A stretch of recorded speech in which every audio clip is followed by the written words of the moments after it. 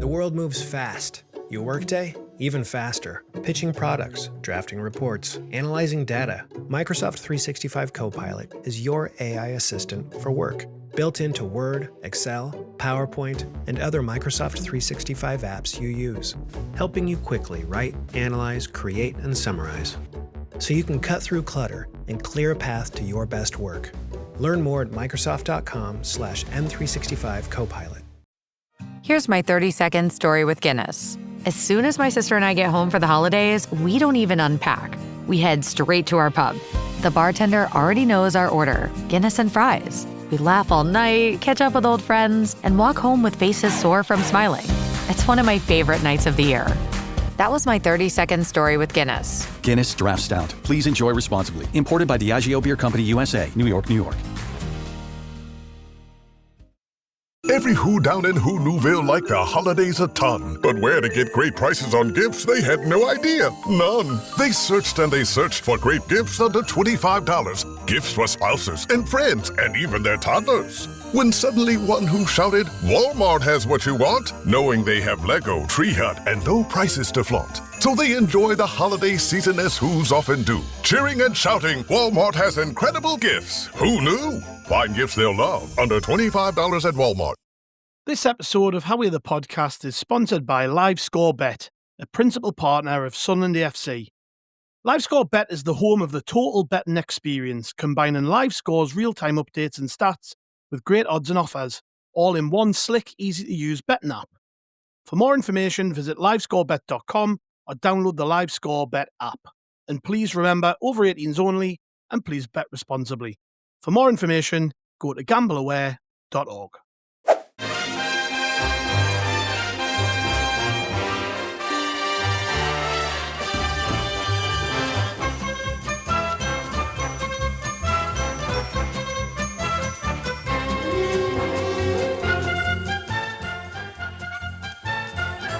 Hello everyone and welcome to How Are the Podcast, sponsored by LiveScoreBet.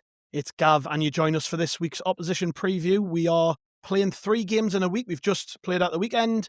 We're playing on Wednesday night and then we've got a game coming up at the weekend. So it's a busy old period and lots of things are being crammed into a short space of time. But today I'm very pleased to be joined by Craig Hannan from the Anfield Wrap, who's here to share his expert views on Liverpool. Hello, mate. Hello, mate. Nice one for having me. Yeah. Yous have just come off the back of a win, which I think was probably much needed. I was talking to a couple of lads who I work with this morning who are Liverpool fans, and the attitude, I must say, is very, very different to what it was when I spoke to people on Thursday after they'd been to the game in midweek. So I'm presuming you're a little bit more chipper today than you might have been yesterday. Absolutely, yeah. A win is massive, isn't it? And I hadn't looked at the league table over the past sort of six weeks, purposely so, because I didn't think I'd like what I'd see. But suddenly a win, you're interested. Monday morning feels much easier. It's a skipping into work sort of thing, and then looking forward to the game on Wednesday. So we're obviously not in a place that we expected nor would have hoped to be at this stage of the season, but you sort of hope that the win at the weekend is a platform. It does it's mad, isn't it, how it makes such a difference to your life when you win or lose. I've been talking about this a little bit recently because obviously this season we haven't lost very much, but then when we got beat away at Fulham last week, I was down in the dumps for days. I'm just not used to losing games. And I guess for Liverpool fans, that's an even weirder feeling because, you're just off the back of a brilliant season, winning the league, and then things haven't quite gone to plan this season. So I'm guessing it's been tough, I'm imagining, just to wrap your head around not being as brilliant as you have been in previous years. Yeah, look, I mean, I'm not expecting anyone to feel sorry for us. We've, we had an incredible season last season. I watched Liverpool do all of the things that I'd waited to experience my entire life, which was to win the league and win the league. Having been in the stadium and enjoyed the build up to that moment in the stadium, and then getting to celebrate it in away grounds and in the stadium again, watching them lift the trophy. So, there was a certain sort of satisfaction from that happening. Obviously, success breeds, more expectation, and you become a little bit greedy and you want to experience it all again. So that was the feeling going into the season. The feeling going into the season was actually, this season we need to go for the 2 big ones. the European Cup and the league. Obviously, at the moment, things aren't going to plan in the league. But given what happened in the summer with Diogo Jota and his tragic passing, and also just the fact that Liverpool have signed, a host of new signings, I've been one to give them a little bit more sort of leeway and to, you know, not look past defeats, but to just be a bit more sort of calm and sanguine about them, and to give them an opportunity to find their way out of this hole that they find themselves in. I know a lot of other fans won't feel that way. Arne Slot is definitely a man that's under pressure, and obviously a little bit of that's lifted off the back of the result of the weekend. But still things aren't perfect. West Ham. I saw a good tweet actually, and it was, I can't remember who it was. It was a while ago, and it was basically that teams feel as if they've turned the corner, and then they realise they only played West Ham. And West Ham were one of the poorest sides that I've watched this season. So no one's getting too excited. No one's saying, no, actually, this is the bad run's over, the terrible run of form. We can sort of look past that and move on and build from it. Yes, that's what we hope, but I'm not someone that's looking at this and going like Liverpool have turned a corner and now we go for the league again. That would be it'd be mental to think like that. We just need to sort of find ways to win football matches consecutively again. Yeah, I watched that West Ham game, and it was one of them, I think, where when you're in a bad run, it was the perfect team to play against. I mean, they just hit self-destructed, and obviously Paquetá getting himself sent off in the most ridiculous circumstances I think I've ever seen.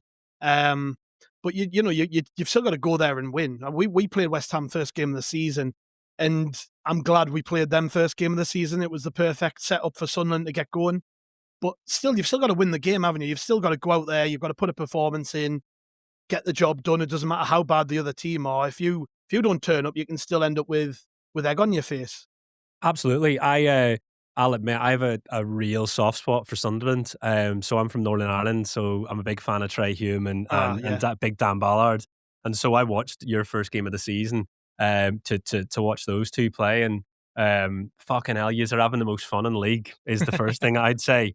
I love the Stadium of Light. I think it was my first away game actually about 12, 13 years ago. Always a big allocation. It's a bit easier to get tickets because it's up north, and so I've always sort of I've had a little soft spot for yous, particularly over the past season, and essentially from the moment that Dan Ballard scores the goal in the playoffs last season. But no, you're right. I think West Ham, look, going into the game, given the way results have gone, Liverpool just needed to win the right to play and find their feet in the game and not go 1-0 down, which is what they've been doing, recently. And they've not been a team that have been able to deal with adversity. So every game we've gone ahead this season, we've won, and every game we've gone behind, we've lost. So obviously, look, yesterday doesn't tell us any more about this Liverpool side, really. I think it's one where we need to see, as I said earlier, we need to see a little bit of a run go, and we need to see probably better performances across the pitch before there's more belief. But as I said, this needs to be a platform now to build on. And I mean, if West Ham were sort of the perfect team to play, given our run of results and run of defeats, Sunderland don't feel like the best next team to play. Thank Christ it's at Anfield and not the Stadium of Light, because I'm watching games at the Stadium of Light, and you see what happens at Arsenal there. It's not a place that Liverpool would want to go at the moment, given our given the lack of confidence and belief in ourselves. But Anfield, one of the key and one of the biggest worries of Arne Slot recently was the two games at Anfield where we got beat. Primarily the PSV game, because we'd look pretty good in the Champions League. But obviously, the fact that we're beating 3-0 against Forest last weekend, that was the one thing about Liverpool this season, that as poor as they've been, they still look pretty good at home, or at least we're getting results at home. Sunderland will be a big test for this team on Wednesday. Yeah, you mentioned Slot there. He's been under a fair bit of pressure, hasn't he, recently? I noticed some of the comments on the BBC Sport website after the game from Liverpool fans talking about how he's maybe just earned the room to breathe a little bit. But it's because of the start of the season that you've had. Slot has come under a lot of pressure, obviously, all over the national radio, talking about whether he should go or not. And that does create pressure, doesn't it? Where do you stand on that whole Slot in or out debate at the minute? It's really hard because the only managers really in my lifetime that I've looked at and felt like they've really needed to go was obviously Roy Hodgson, and it was a dreadful sort of 6 months that we had under him, and maybe Brendan Rodgers at the end. But with Slot, he comes in, he delivers, and what people have forgotten is that there were a lot of question marks around Liverpool when Jurgen leaves, because Liverpool felt as if that, the person that brought the glory days back into the present had left, and now, like, how was this fella who none of us had even really heard of before it was announced he was going to be manager? How is he going to take over from? How's he going to fill the shoes of Jurgen Klopp? And he wins the Premier League at the first go, and so he means something to me. He's given me some of the best days of my life, and as a football fan, that is what I'm in it for. I'm in it for the experiences. I'm in it for the, of course, trophies, but it's the journey along the way. And we had some brilliant away days, and we had some brilliant days at Anfield last season. So I found it really difficult to get on board with this idea that we sack him. The issue has been recently is that even in the defeats, you're not looking and seeing what Liverpool are trying to do. There's the identity is not the same as last year. The approach doesn't seem to be the same.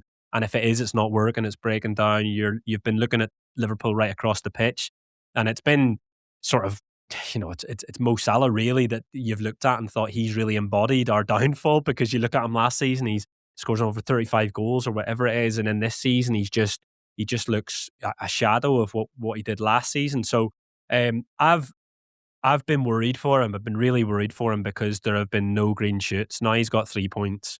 It is something to build on. We'll have to see how he goes over the next 2 or 3 games. I don't think Liverpool will be hasty to sack him. I don't think they'll be keen to.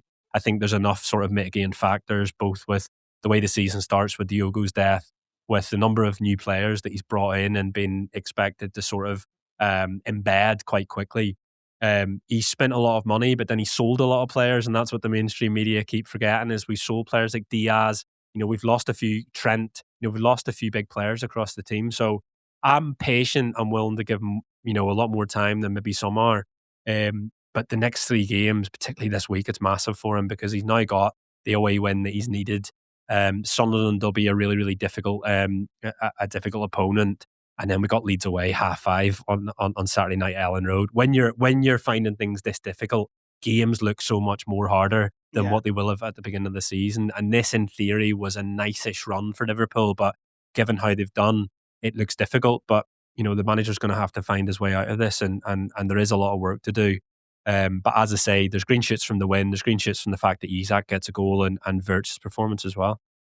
Yeah, I was talking, like I say, to a Liverpool fan this morning who I work with, and he actually said, I feel like we're better without Salah at the minute, and that's tough to say because he's just such an important figure at Liverpool, isn't he? Would you concur with that? Does it almost feel like yesterday, without Salah in the team, that it was, we look a little bit more balanced here, we look a little bit more like ourselves, and it's not all running through him, and there's not this expectation on him to perform? Absolutely. I think last season the team was built around Salah, and it was built around the idea that, he's not at the age he is. He's not going to be able to press in the way that he used to. He's not going to be able to help the right back out and defend in the way that he did. And so Szoboszlai would drop in and help him in that regard. But Salah was scoring the goals and Salah was getting the assists. And so you can see why that makes sense. This season, that's obviously not happened. And his form's fallen off a cliff. And so it has. It's not that Liverpool fans have been calling for a change, but we've needed something to change given the run of defeats. And so I really like the look of Liverpool. I think balanced is the right word. You could see with Szoboszlai on the right, he's able to help Gomez at right back. Gomez is a defender, and for the first time in a while, we've played a proper defender at right back. But the issue here is that Liverpool have so many injuries that there's no way in which we can continue playing. So Isak gets brought off in 60 because we know his injury record. We know he's still getting up to speed. Joe Gomez has hardly played any football over the past year. He plays a full 90. So there's going to be, whether they have to move Szoboszlai into right back and bring Salah back in, or Curtis Jones, there's going to be movement on Wednesday. I wouldn't expect the same team. I think what Arne Slot will do is he'll keep the same team for Leeds and then work back from that. So you might see Salah play against Sunderland on Wednesday, but it's not something I enjoy saying, but Liverpool looked much better without him. Yeah, I was going to ask that, whether you thought he would come back in, because it is interesting that after having such a decent performance without him there, what will the feeling be when people see Salah in the team? Will it be of kind of, I would much rather he hadn't started tonight? Or is it going to be a case of actually, because he's got so much credit in the bank with the fans because of his status as a club legend, is he, it's all right, it's Mo Salah, he might even get a kick up the backside from having sat on the bench. I mean, I read 53 consecutive starts it was before he was dropped. Obviously, I was reading Don Hutchison on the BBC website saying he feels like he's going to come back in. But how do you see that if he comes back in, almost it might not be looked upon as a positive thing, which again sounds so bizarre to say.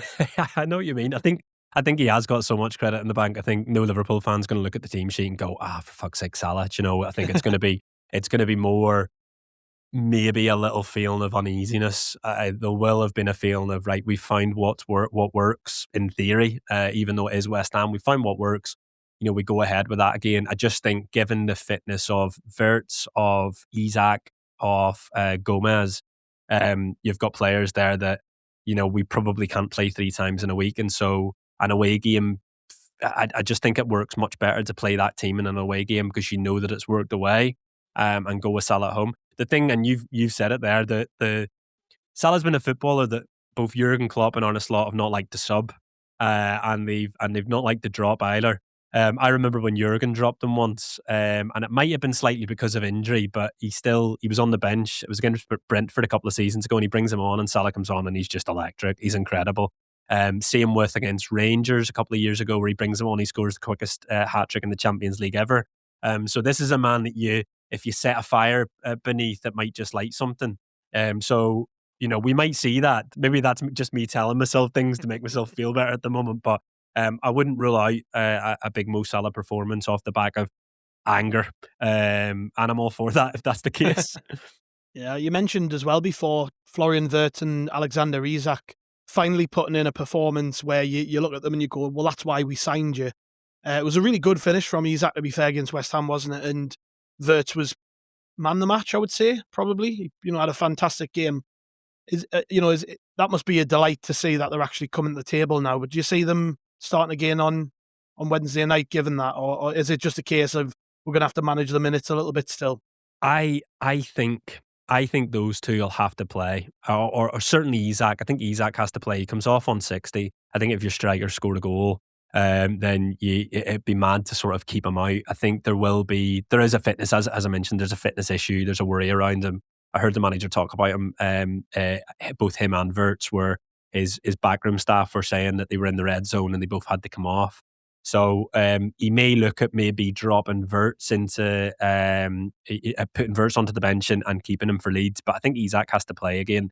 It's funny with Isak at the weekend because he didn't do much more than the goal, but that's literally the reason why we've signed a proper number 9. And in those moments, he's able to find space in a crowded penalty area and is able to score what is a much more difficult goal than it actually looks on TV, I think. So that's why we've signed him. So, now that he's got this, I mean, again, I'm going to use the word platform. He's got the goal. He's got the moment. It feels like he probably has to start. But I think Wirtz will be touch and go, and it'll all depend on what the plan is for Leeds at the weekend. And obviously, Sunderland, a very physical team as well, so that might be taken into consideration. We've got, that's probably our strength at the minute, the fact that we are so physical, and there are good players who we've come up against this season who just haven't enjoyed that experience, and that'll probably play into his thinking as well, I would imagine.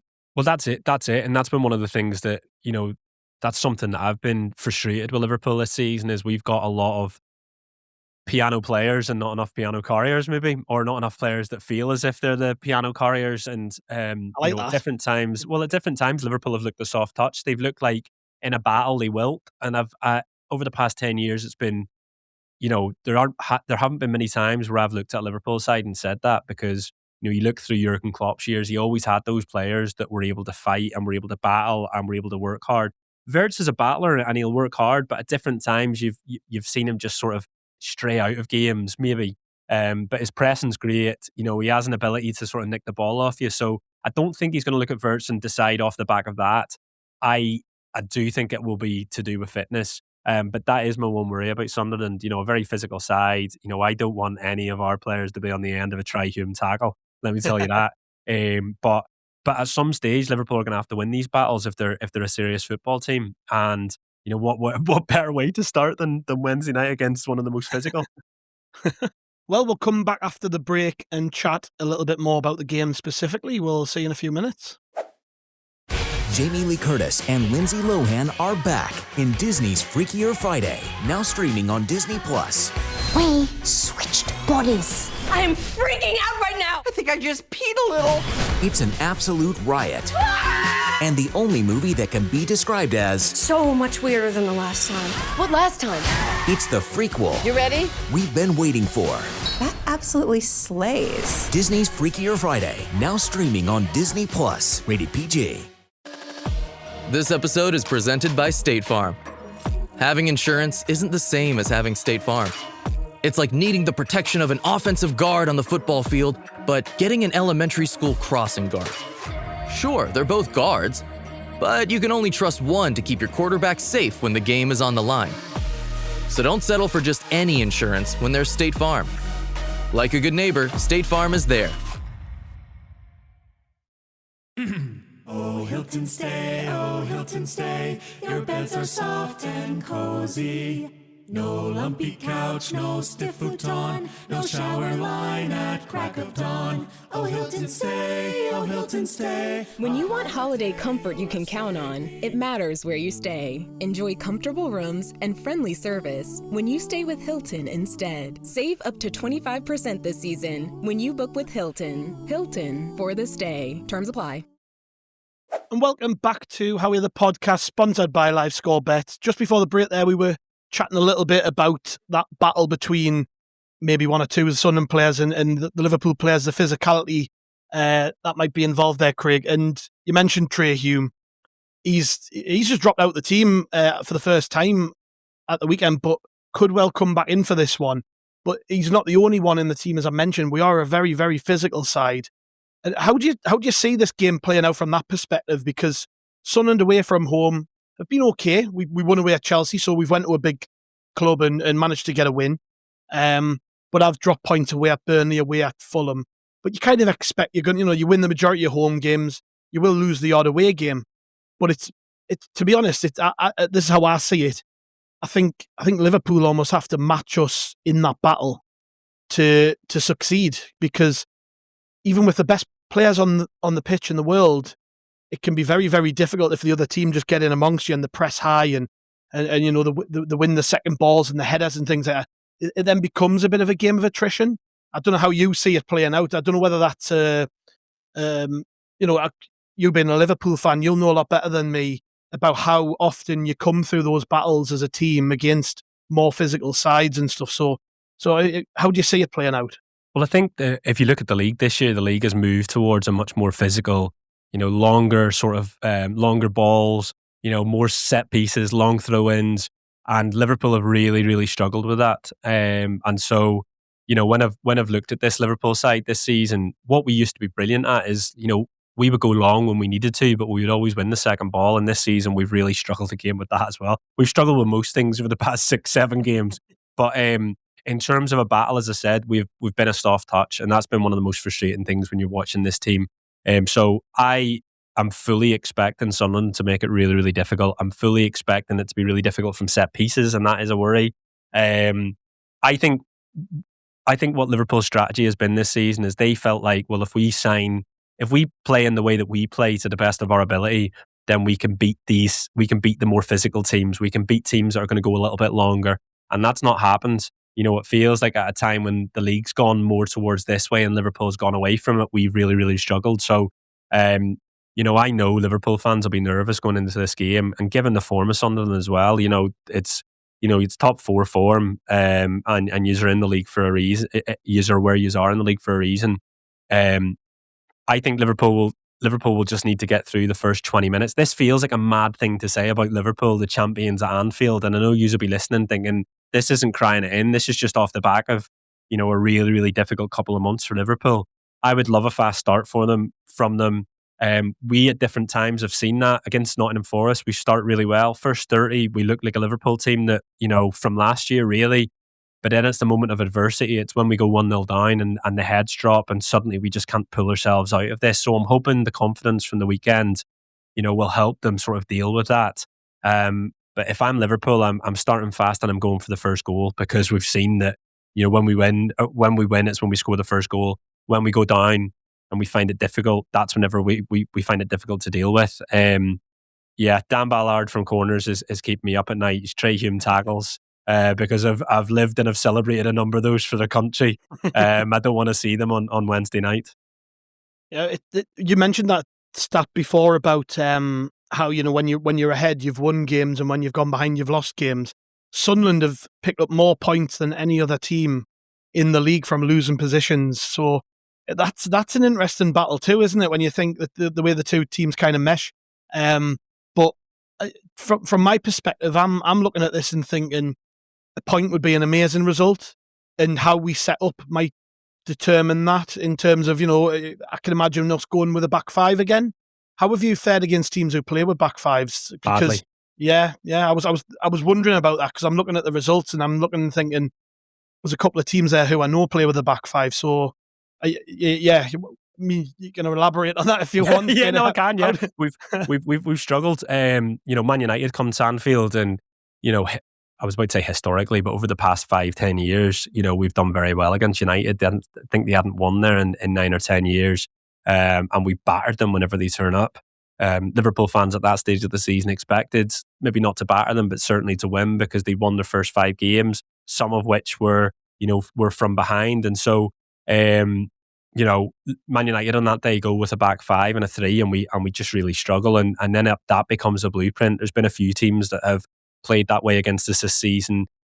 Interestingly, Brentford didn't, but they win. So anyway, it doesn't matter. But so that's something we've struggled with. It'll be interesting as well, because obviously if Isak plays, one of the things that Isak has done this season, really, whenever we've seen him, and we've barely seen him, and when we've seen him, he's not been fit. But he's not been the kind of number 9 we're used to, and the kind of number 9 we've always been used to. First of all, with Bobby Firmino, is someone who's all action. He's dropping deep. He's knitting the play. He's holding it, but he's able to score. He's assisting. This like proper false 9 striker. We signed Darwin Núñez, and he didn't quite work out. But he had big moments, and he was able to pin teams back. He was able to, he had the pace in behind. He was able just to be a real sort of an annoyance to the defence. And Isak is a proper number 9, where he's maybe not in a game for a while, and then suddenly he finds a bit of space and he scores. How he'll fare against the back 3, a little bit more difficult. It all depends on how Liverpool set up and whether Liverpool go with Wirtz again, because if they go with Wirtz again, that means they're essentially using an extra player in midfield, which works really well. You look at his heat map, and he's essentially playing both. He's an attacker and he's the midfielder, and he's working so hard in there.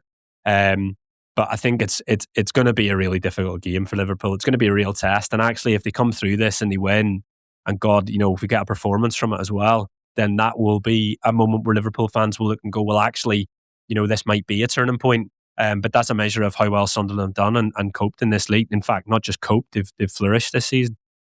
So you mentioned Trey Hume, Dan Ballard there. They're 2 players obviously you're really familiar with. But who else from Sunderland's team are you looking at and thinking, I hope they have an off night? Well, who's the new lad up front? Brian Broby. Yeah. Yes, he's looked great. He's looked really, really good. And obviously, Xhaka. When you signed Xhaka, I was like, wow, that's one of those where that's a statement, I think, and that's what I've liked about Sunderland. Sunderland have come up, and both the signings and the way that the club have invested in new players. And also just the way you have approached this league, like it's been really impressive. It's not been a team that's come up and tried to survive. You are thriving, and so there's a number of players. I thought Adringa from Brighton was a really sort of smart signing. I'm not entirely sure how he's fared across the season, but he's not played loads. But I think he's going to go off to the Cup of Nations more than likely, and. Yeah, might be a bit of a difference after that, but he's done okay. Yeah, he's done all right. But I think it's been sort of difficult as an opposition fan to keep up with how many, because you signed so many players. But one of the things is it's not just it's that the team have been playing to the greater the sum of their parts, and that's why they are where they are in the league. Really, really well coached by the manager, a really sort of clear identity of what they're about. Obviously, teams going to the Stadium of Light have found it really difficult because there is it's cliched, but the 12th man we're Liverpool fans, and opposition teams will come to us in the Premier League and sing about it being a library and all of this, but when it's needed for us, when there's a big European night or when we're up against it, we give it, and we've seen the power of that, and you get that at Stadium of Light. But then also, as you mentioned, the away performances this season as well, going to Chelsea and doing what you do there, that is a bit of a blueprint for you. And it's also just that thing of, those initial wins in this league will have breathed belief into the side that you belong there. Well, then going to Chelsea and doing what you do there, obviously at the Stadium of Light, the way you score at the end, it just shows that it's a team that are ready to battle, but also in adversity, they believe in themselves. You see it at the weekend, like what a game at the weekend, Jesus. Yeah. It's incredible. And even, I was saying to my dad, like Bournemouth go 2-0 up, and I was thinking it's too early here at that stadium. And that's just the feeling that's been breathed into Sunderland. Even from outside, we can see it. It looks like, as I said, you are having the best fun of anyone in the league, but it's a team that has a real belief in what it's being asked to do. And I'm really interested to see how you end up. You feel like a proper Premier League side. As I said, I've enjoyed going to the Stadium of Light over the years, and I've been really impressed across the board. But Big Dan Ballard's performance against Arsenal was just something else. So I'm going to pick him out again.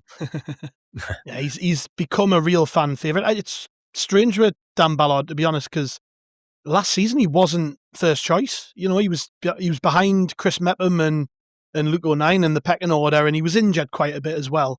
But then out of nowhere was selected for the playoff games and has never looked back. He's been, and now we're looking at him and saying easily a £50 million defender. He's probably been one of the top 2 or 3 central defenders in the Premier League this season, which is just crazy. But he's got everything really. If he can stay fit, you are talking about a real top class player there. Yeah, absolutely. And he's, it's that like old cliche of having good feet for a big man, but he punches the ball really well into midfield. He's obviously able to battle. He's brilliant in the air from set pieces, at both ends. So he's a real sort of attacking outlet as much as he's been great in defence. And as I said, as an Orlando fan, I was not worried, but I was unsure whether he was going to be able to make the jump and how well he'd sort of fare at this level. But he's took it in his stride, and I watched Trey Hume in the early games and was really, really impressed by him as well. So I'm really glad, and as I say, I've hoped that Sunderland would stay in the league. It doesn't look as if there's going to be any worries around that now, but I've hoped that you would stay in the league mostly for those two. So he's having a brilliant season, Ballard. Yeah, he is, and so is Trey Hume. They've both stepped up magnificently. I mean, Trey Hume, we signed him in League One from Linfield, and he was just a little lad at the time. You know what I mean? You're looking at him, you're thinking, God, he's about 7 stone wet through, but he's developed so well. And it must be great for Northern Ireland fans just to see players at the top of the game. I mean, obviously, you've got Connor Bradley as well there at Liverpool, who's also coming through at the minute. It's a good time from a defensive perspective for Northern Ireland with all these players coming through. Well, that's it. We've had to play 3 at the back, but with Trey Hume as sort of the right centre back to allow Connor Bradley to get forward. So no, it is. It's a really exciting time, and it's a young team, and it is sort of Trey Hume's had the captain's armband a couple of times. He's shared it a bit with Bradley. Ballard over the years has had it as well. So there's leaders, and it's really exciting. Yeah, brilliant. Yeah. Anyways, back onto the game. If you're Arne Slot, then you're picking this team. You've said what you think might happen, but what would you do if it comes to picking that team ahead of the game, and who would start? If I had none of the fitness fellas and the dietitians or the coaches in the background telling me about people's fitness and red zones and all of that, I'd just go the same again. But I don't think he can. I don't think he can risk it. I think Joe Gomez hasn't been a player Liverpool have been able to rely on, and he puts in a brilliant performance at right back on Sunday. But we also know that we can have a great game, and then we play him a bit much, and then he's out of the team again. We've got 2 right backs that are both injured. I think he might have to move. He might have to do Curtis Jones at right back. I think he might want to keep his midfield the same. And And then it just depends on what he does with Salah. Salah's the biggest thing. I think he's probably going to go Salah. I think he's going to play Salah. I think he'll do Salah, Isak, and probably Gakpo again. We've got Ekitike, who in the early sort of games in the season was our shining light, really. He started really well, scoring goals. He gets red carded for taking his shirt off, having already been on a yellow in the League Cup, which meant then that we had to throw a stupidity. And then we have to throw Isak in, and Isak's not ready, and it just sort of cut momentum for him a little bit. So he hasn't played much, but he played for France a couple of weeks ago and he was brilliant off the left. I'd love to see that, but I just don't think he does it because Gakpo gets the goal and the assist at the weekend. So I think he's going to go Gakpo, Isak and Salah up top. I think he'll bring Wirtz on. I think he'll do the three of Gravenberch, McAllister and Szoboszlai, who's just been so important to everything that we're about this season in terms of, he's been both playing and carrying the piano. He's been excellent and again another shining light. And then it'll be interesting to see what he does at left back. But I think he might do Andy Robertson to give Kirk as a rest, and then he'll do the same team again against Leeds. Yeah. I'm not going to ask you for a score prediction. I don't know if you do them or not, but how do you see the game playing out? What's your sort of your blueprint for this one? Because I'm getting the feeling you're a bit unsure. I'm just so unsure because you don't know what Liverpool's going to turn up at the moment, and even in the games where we got beat 3-0 against Forest, and as I said earlier, first 30 were excellent. We looked really like ourselves, but it's just whether Sunderland can get that goal and how Liverpool deal with it. And the evidence has been that Liverpool haven't been able to deal with it recently. So if I'm gonna have a slight cop-out answer and say if Liverpool score the first, then I think we'll be all right. If Sunderland score the first, then it's going to be really, really difficult for us. And it is a home crowd. It's a home crowd that have just watched us get beat 3-0. 4-1 and 3-0 last week. So, it drags us back into a manager conversation, and it drags us back into this idea of us being a crisis club, whilst, winning that game, is, another building block towards returning to, the way that we have been in the past under Arne Slot, which has been the champions, and then it's been a team that won the first 5 out of 5. So, it's going to be a really, really difficult battle. And battle's the word. It's how Liverpool are able to deal with the battle and deal with any adversity that's thrown their way. Yeah, well, let's see what happens. I would take a point now. I'd snap your arm off for it. I would be over the moon with the point. I might too, Well, there's a chance I do. I just think the fact that my team are in a position where we can go to Anfield and maybe get something just shows how far we've come. It's certainly not a reflection on Liverpool. I don't think that we're so confident, but we get that win at the weekend, and it's changed our confidence. So the confidence that both teams will have taken from getting good results at the weekend should make this one an interesting game. So yeah, really looking forward to it. And if anybody wants to cut your stuff, Craig, over at the Anfield Wrap, I'm sure you're not hard to find. But if you want to point people in the right direction, where can they find sort of your pre and post match stuff? Yeah, we've got an app, so if you just download the Anfield Wrap app, you'll find everything on there. You get free tokens to listen, and then across our socials, so it's at the Anfield Wrap. Brilliant. Well, thank you very much for your time, mate. Really, really appreciate it and enjoyed the crack. And other than on Wednesday, good luck for the rest of the season. I do hope, certainly for my friends who are Liverpool fans, I'm hoping things turn around for you because yeah, they've been enjoying themselves a lot recently, and I'm sure they don't want that feeling to go away. Nice one. Looking forward to getting back up to Sunderland in the year as well. Yeah. Thank you very much, mate. And thanks to the listeners. We will be back with a Match Day preview pod tomorrow, and of course the reaction straight after the game on How We're the Podcast. So make sure you get subscribed if you're not already subscribed. And to any Liverpool fans who might have catched onto this podcast because of Craig's appearance, thank you very much for listening to us. And like I say, we'll be back tomorrow with another show. We'll see you then.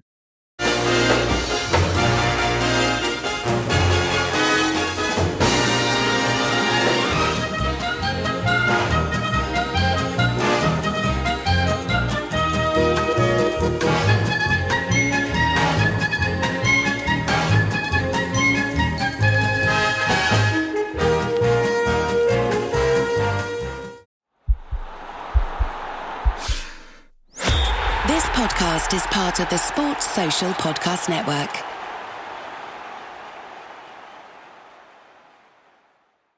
Find the biggest voices in sports on the Sports Social Podcast Network. Like the Late Breaking F1 podcast, hosted by Ben Hocking, Harry Eade and Sam Sage. We cover every race, all the biggest topics in between. It's unfiltered F1 chat with the genuine insight you only get from 3 long-time best friends. Search Late Breaking F1 Podcast and listen wherever you get your podcasts. Sports Social Podcast Network.